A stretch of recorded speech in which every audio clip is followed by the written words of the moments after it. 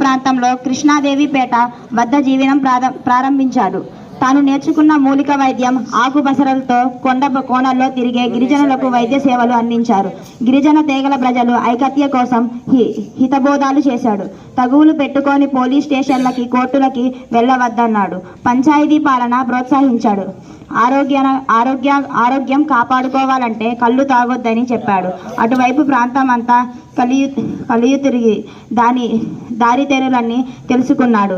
రోడ్లు ఏర్పాటు, టెలిఫోన్ స్తంభాలు ఏర్పాటు కోసం తీసుకెళ్లిన గిరిజనులను ముందుగా చెప్పిన కూలీ ఇవ్వాలి అధికారులు చర్యలను అడ్డుకున్నాడు.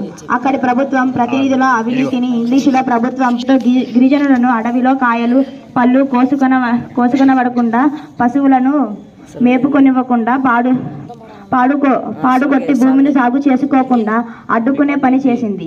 అడవి బిడ్డల జీవనం నాశనం చేయాలని చూసింది.